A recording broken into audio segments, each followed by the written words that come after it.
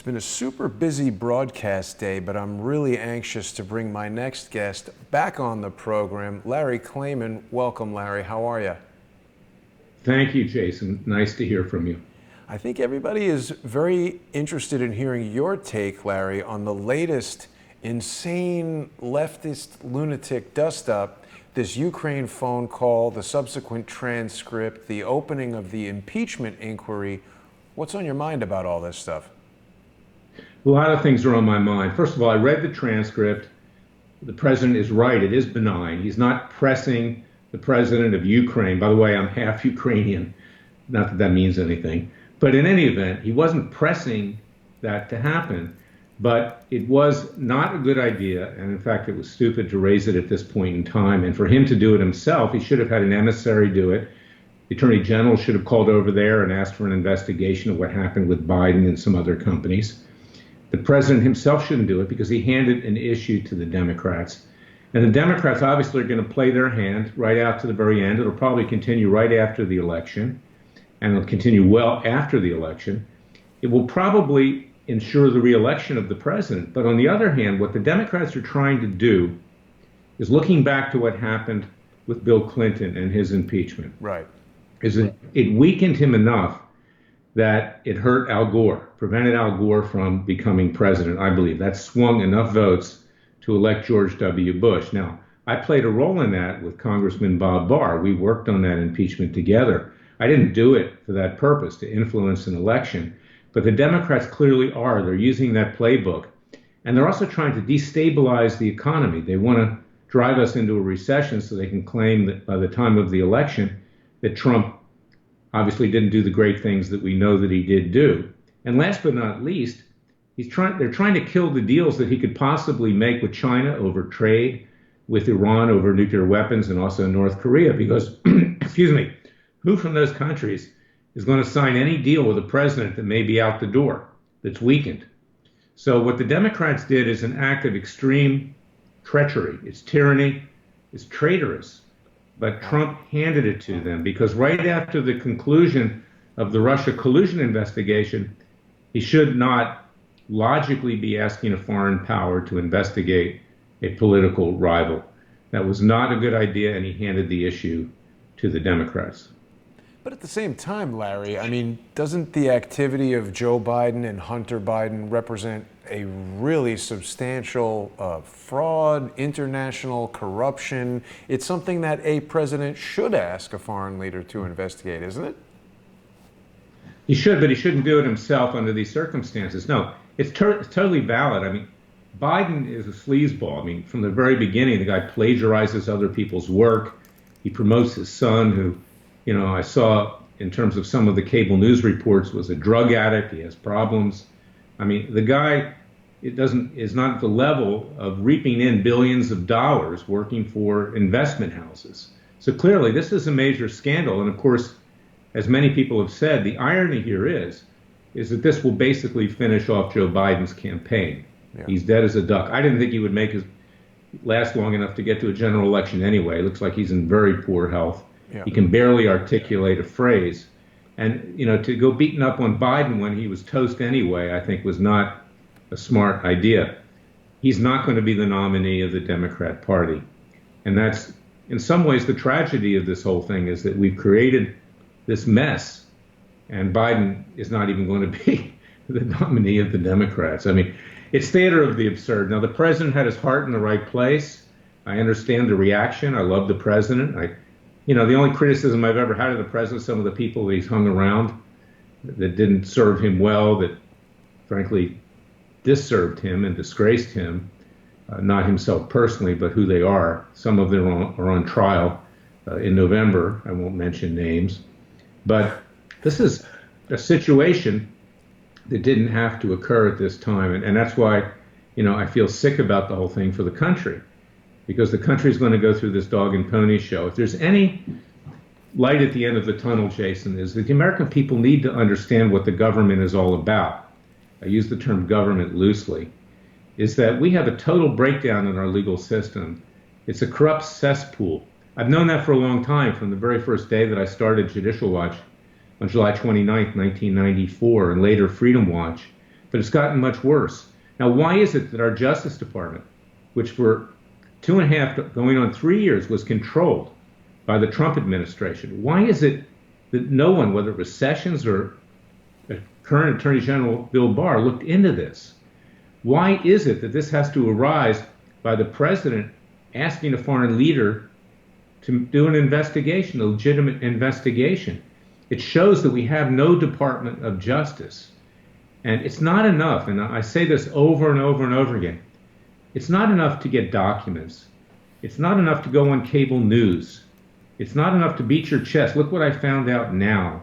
What we need is justice. That's what we're trying to do at Freedom Watch with our citizens' grand juries. Now, we're going to take up the issue of Hunter Biden and Joe Biden. We're going to put them before our citizens' grand juries. We will indict them. We will try them. We will convict them. We will have them sentenced. It's an open and shut case. Peter Schweitzer will be a major witness. We're going to ask him to come and testify. If not, we'll subpoena him. I'm sure he'll come. He was the one who uncovered this, and give him credit for that. But we don't have a Justice Department. And then other public interest groups, so I'll remain nameless for right now, I'm feeling in a charitable mood, simply get documents. Now, like I've said many times, frame them, hang them on the wall with pictures of yourself. But we need justice right now. And the Democrats are not just out of control, they're evil, they're criminal, and they are trying to destroy the country. That's their goal. Radical African Americans, radical Muslims, radical feminists, radical atheists, the radical Jewish left. And we're Jewish, so I don't mean that in an anti-Semitic way. These people are trying to destroy the country, and they think they'll take control and then reinstate it, not with the vision of our founding fathers, but with the concepts that are being espoused by Ocasio-Cortez, Ilham Omar, and Rashida Tlaib, those kinds of people, not to mention Bernie Sanders, who himself is a self-hating Jew, who associates himself with Jew haters. So this is the situation that we're in right now. And it makes me sick that we're getting into this again, just as we got out of the Russian collusion mess. Larry, I wanted to ask you something, because you just said something very important. And I don't want people who are watching us right now to think that you're speaking simply hyperbolically. You're talking about criminal Democrats. And there just recently was this arrest of Ed Buck, the West Hollywood mega donor who is closely linked to Hillary Clinton, Adam Schiff. I mean, this guy is an arch criminal. He is a meth dealer, essentially. He's been charged with running a drug house. He's directly linked to the death of 2 male prostitutes who died in his house from drug overdoses, where he's accused of injecting these guys with crystal meth. I mean, this is just insanity. And the New York Times said that he was a small-time donor. I heard other people complaining that it was mentioned that he was a Democratic donor at all, and not just talking about that he was a drug dealer. But it's important to note, this guy plays a role in the Democratic establishment. He's hanging out with Hillary Clinton. He's hanging out with Adam Schiff. These are the people who are at the center of this, Get Donald Trump campaign. And as you said, they're more focused on destroying the country than they are on acting as members of Congress who could do anything to actually help us. What's going to happen with this guy, Ed Buck? I don't know much about it, Jason. I'll take a look at it and comment on the next show. I've seen it, obviously, on cable news.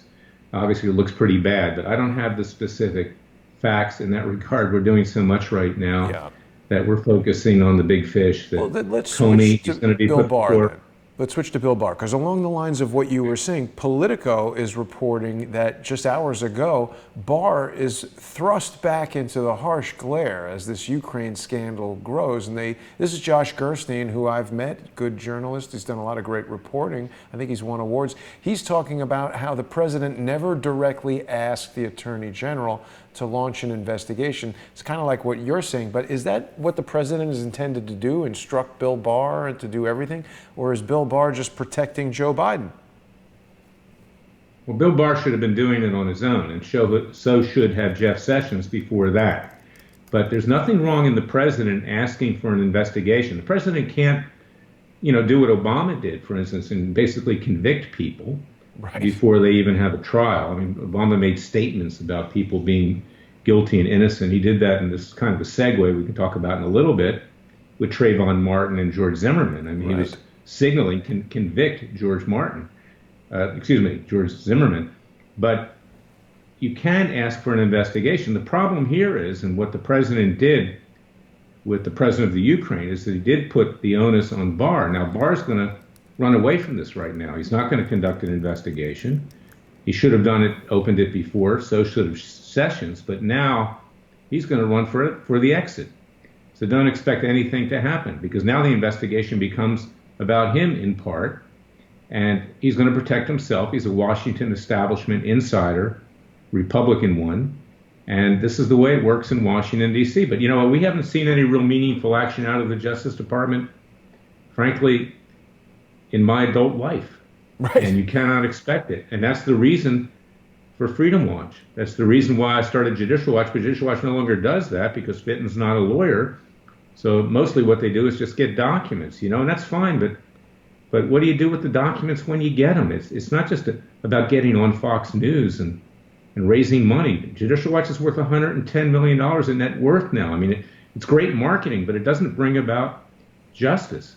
And that's what we have to do right now. And in terms of Democrats being criminals, they are criminals because they're subverting the rule of law. They lie continuously. They're wasting taxpayer money. And whether they are criminals or simply people who are on a jihad to take down the country, it's very, very serious. And it's really bad, Jason. I was in Washington last week, and it's like an evil cloud is hanging over the city. I don't like being there. I go there because I have to. But, except for the monuments, and it kind of reminds me of Rome, the barbarians are at the gates. The barbarians they're inside the gates. They're up on Capitol Hill. Well, and many of the judges up there are covering for everybody. Not all of them. There's some good ones. But these are the people that are destroying this country right now.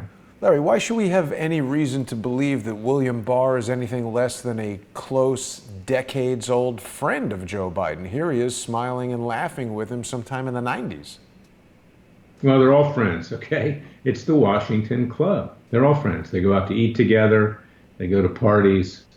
They do this and that. There's no reality in Washington. The reality is stuffing money into your pocket. The reality is getting a higher position. It's the prestige. It's the power. Right. Unfortunately, we don't have people of the stature of our founding fathers anymore. And of course, our founding fathers are being trashed, by the left.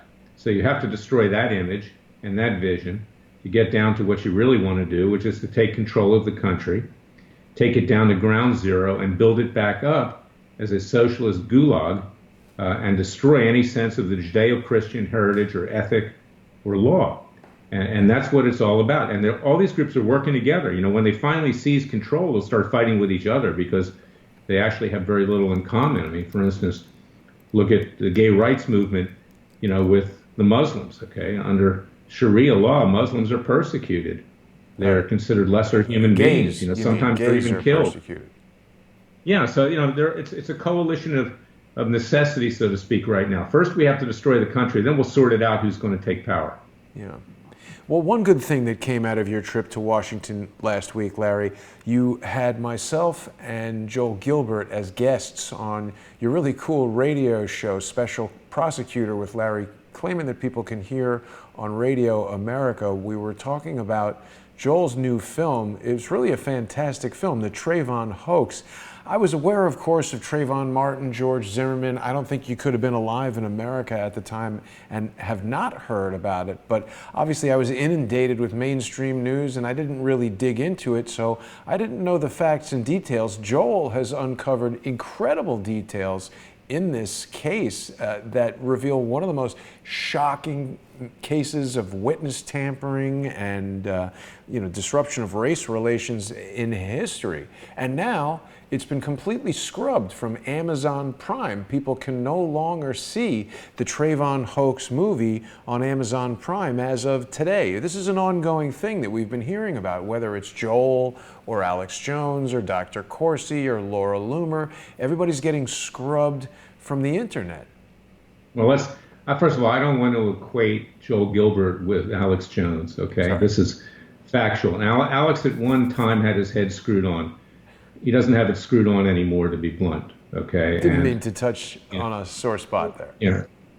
It's just not. I'm not gonna equate my clients to Alex Jones. Sorry about that. Not because of anything that he did. He defamed Jerry Corsi. He defamed me. He did the bidding of Roger Stone, which was to take down Corsi. They tried to defame me in the process. There's litigation pending on all of this. So, but I'm not trying to contradict you. But what I'm saying is there are good people like Laura Loomer, like Judge Roy Moore, like Sheriff Joe Arpaio, like many of my other clients that can't get the recognition and can't get the exposure that they want to get. And Joel's a very fine person. He's very serious. He doesn't take any risks. He verifies everything. And, this is a situation where he's hit a nerve because this involves a situation that ignited the race war. And that's why these entities that don't bother to do research are not carrying him. Now, we need to get it out into the mainstream media because this can actually help solve the race war, because if people understand how these opportunists, to use the term loosely, whether it's Al Sharpton or Jesse Jackson, shakedown artists is another way you can put it, Black Lives Matter, New Black Panthers Party, Farrakhan, a vehement anti-Semite, anti-Christian, they need to understand what this was all about. And of course, who ignited it? President Obama ignited it by supporting this kind of thing. And, we were doing pretty well with race relations before Obama. And now it's hit an all-time low. And someone who's as serious and somebody who does his homework like Joel winds up getting discriminated against and censored because people don't want to hear it. Yeah. It's a very important film for people to see. They can go to Joel's website, thetrayvonhoax.com, and you can still see the film there, video on demand from Vimeo, which is a good thing. The other thing I've been getting a lot of emails and direct messages about is this story that came out just a few days ago, that in response, I believe, to Laura's suit that you're representing her on, Facebook has now said that they are a publisher and can censor whoever they want. Doesn't this fly in the face of their protection from the CDA 230, the Communications Decency Act? It does do that. Now, in terms of our defamation case, it's really not terribly relevant what they said. And I guess the left hand doesn't know what the right hand's doing, but it's very relevant in our antitrust case, which is going forward in the appellate court, and in other cases that I'm going to be bringing. But the defamation case that Laura brought, I was the lawyer and I am the lawyer, was being called dangerous. They endangered her life, in a number of different ways. You can see that case at freedomwatchusa.org. That is a very important admission, and I believe that their lawyers made a huge mistake in the context of a case. They didn't have to say that, but we all knew this was true. We know that that is the case. I want to mention one other thing in the remaining time that we have, Jason, if I may. All my friends have a first name that begins with J, it seems. In any event, we have a hearing next week, a week from today, in Washington, D.C., and this is what I'm telling you is the difference between Freedom Watch and Judicial Watch. Okay, we brought a lawsuit against Robert Mueller. We brought it for violating grand jury secrecy rules, which is criminal. We brought it for illegal surveillance, like what we're seeing with Trump even today. It's continued on. And we brought it for trying to suborn perjury. They wanted Jerry, the special counsel, Mueller, to lie to implicate the president in crimes. He said, I'm not going to do that, not in front of my creator. And he stuck it out, and we won. We fought, quote, the law, and we won. That's not the law, of course. That's the outlaw. So we have this case in court. The case is in front of Judge Helen Siegel-Uvel. She's a Clinton appointee. I give her credit, even though she's not politically necessarily in our court. We'll see how she rules. She's issued prior rulings which are very helpful to us in terms of the precedent. But she's allowing for oral argument. Many of those judges in that courthouse don't want to be in public dealing with these hot potato issues. And I give Judge Uvel accolades for at least allowing us to appear in front of her. Dr. Corsi is going to be there. It's going to be widely covered. And it's a major case where we're asking for a huge amount of damage, and we're asking, for other types of relief. And the only way that we're going to deter these people in the future is to sock it to them financially. And this is a very, very important case. But it really delineates the difference between what we're doing at Freedom Watch, which is what I used to do at Judicial Watch when I ran it. Of course, I conceived it and founded it. But the private citizenry need to take action. Judicial Watch occasionally brings an affirmative case. They brought one, for instance, with regard to the voter rolls in California. They didn't go after, the illegals that have registered. In California, you can vote 3 or 4 times. They want you to do that.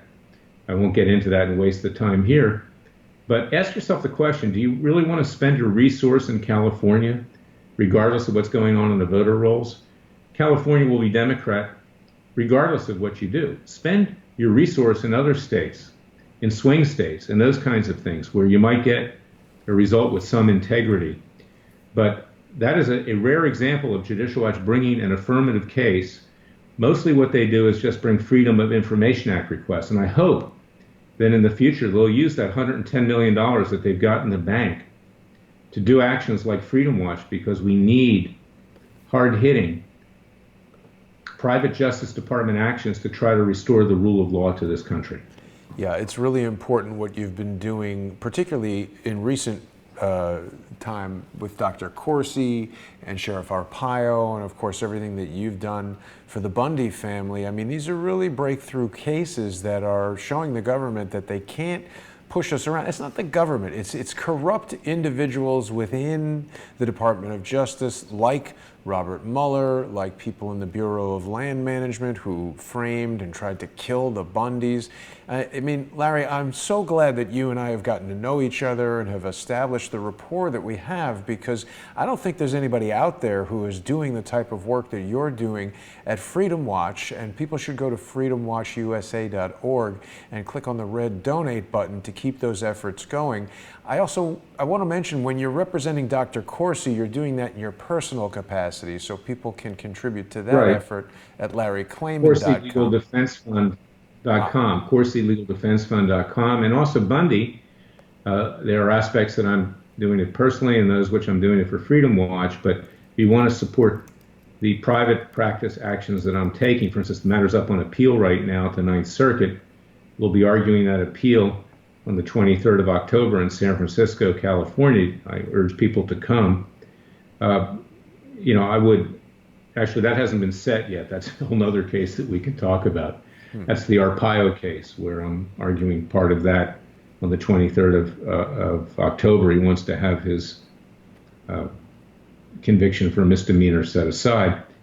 But go to ClymanBundyDefenseFund.org, ClymanBundyDefenseFund.org, because this is an outrage. Again, it's the current Justice Department that's pursuing this appeal after the indictment was dismissed to cover the backsides of the prosecutors who committed mass prosecutorial misconduct. The president is not in control of the Justice Department.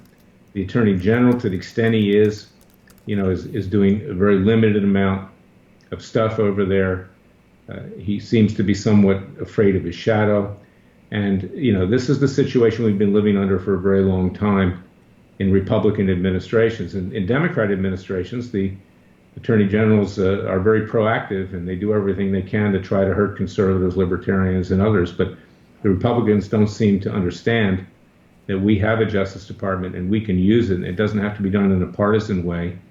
In fact, I've never been partisan. Is that I am conservative and proud of it, but we need to restore the rule of law and respect for the Constitution. And one last point, Jason, because I hear this all the time, because people don't know, and I understand why they don't know. Trump will go out there and they say, well, we've appointed 120, 130 judges. Most of those judges are establishment Republican judges that are not courageous people. They're the product of how they got there, which is through political patronage, through campaign contributions, through scratching the backs of the politicians, the senators, the president himself. The president rubber stamped what was put on his desk, because it was put on his desk by Don McGahn, who sold him out to Special Counsel Robert Mueller, and by the Federalist Society, which is a very lukewarm conservative group. They're not hardcore conservatives. And that's why we need better judges on the bench. And we need judges who are ideological. We need judges, the left has them, we don't have them. We have a bunch of people that are scared of their shadow by and large. And the Trump judges I have found are not that much better than the Clinton and Obama judges when it comes to doing what needs to be done. And you know, Larry, I think you might be being a bit too generous when you say that William Barr is afraid of his shadow. You were one of the first people to talk to me about the substantial concerns related to William Barr, his former role as the outside counsel for the CIA, his various acts with regard to the Iran-Contra scandal, the questionable pardons under George H.W. Bush. I'm concerned that he's a deep state goaltender who's gotten himself inserted in there specifically to disrupt the dissemination of justice under a Trump presidency.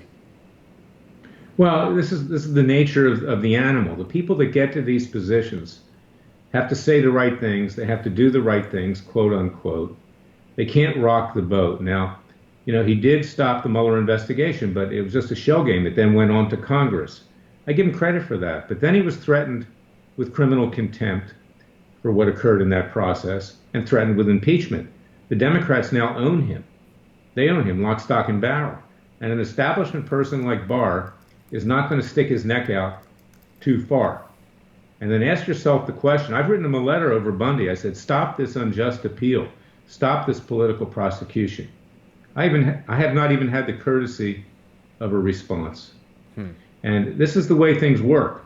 This is the way Christopher Wray is even worse, running the FBI. He's a yes man. He's, you know, not someone with a great deal of gravitas. I mean, he covers up for what's going on at the FBI. This is the deep state. The deep state is on both sides of the political aisles, not just the Democrats. And how is it the Democrats are able to get away with all of this? Because it's one happy family in Washington, D.C. Yeah. They scratch each other's backs. Absolutely. I share your concerns with regard to Christopher Wray. I know you've been very busy and you've got only limited time. I'm sure you haven't had a chance to see the video that we played last night. Mike Moore, editor of True Pundit, and myself went to Lancaster, Pennsylvania to attend a speaking event where Andrew McCabe apparently received something on the order of $75,000 to speak to a bunch of dopes.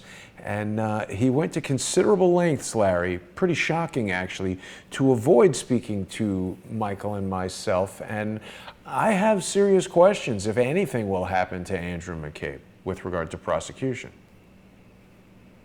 No, nothing's going to happen. And that's why this country's headed for revolution, Jason. I'm not advocating violence, or I always say peaceful and legal, but the reality is we're headed to revolution. When the American people finally figure out what's going on, there'll be revolution. You know what Woody Allen said? You know why revolution occurred in Russia? When they figured out that the word czar was spelled two different ways. They thought they were being defrauded. Well, I mean, that's humor. But the fact is the American people know that they're lied to every minute of every day by this government. And when someone like Trump comes into office and he tries to do something about it, they'll destroy him too. Yeah, and that's why this impeachment that they're going down that road, if they vote out articles of impeachment, I would not be surprised to see violence in the streets between left and right. I don't want to see it, but I think it will ignite. Wow. Well, let's hope that doesn't happen. You've been saying for months that they could impeach a ham sandwich, and now it looks as if they're definitely attempting to do that. Nancy Pelosi looks to me like somebody should give her a ham sandwich. She just always seems like a quivering drunk whenever I see her speaking. She's such a like a Skeletor, kind of uneasy on her feet, unable to speak a cogent sentence, and here she is saying that the president has violated his oath of office, and somebody even suggested the death penalty. She's a witch.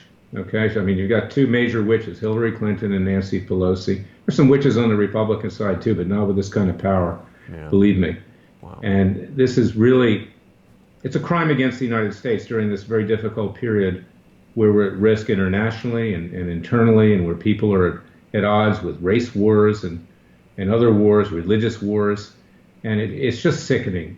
And, you know, I'm sorry to say this, Jason, but I think our days are numbered. You and I will get across the finish line, but, you know, future generations, unless they wake up, put their cell phone down, stop texting, and start paying attention, the days of this country are extremely limited. I hope that's not correct, but I know where you're coming from, Larry. I know you're very busy and you don't have much time left. So before we go, I just want to remind everybody to visit freedomwatchusa.org and to click on the red donate button. Keep Larry and his team financially healthy and able to defend this country against a rogue Department of Justice. It's also important that people remember that I can't keep doing this without your support. Crowdsource The Truth is a viewer-sponsored resource. So if you're watching the show, even if you're just watching the free shows, please get over to patreon.com/crowdsourcethetruth or subscribestar.com/crowdsourcethetruth and become a sponsor. You can watch that great show that Michael Moore and I did last night, along with a ton of other exclusive content that you're only going to get once you become a sponsor. Larry, I want to thank you so much, and we'll have you back. Thank you, Jason. You're vital for the future of this country. When I use the word if, I'm saying if we don't arrest what's happening now, and I'm doing my best to do it, and I need support from the American people to do it, because we are at the end if we don't take significant, peaceful, and legal action. Absolutely. Larry, thanks for joining me tonight. Thanks, everybody, for watching. I'll see you tomorrow.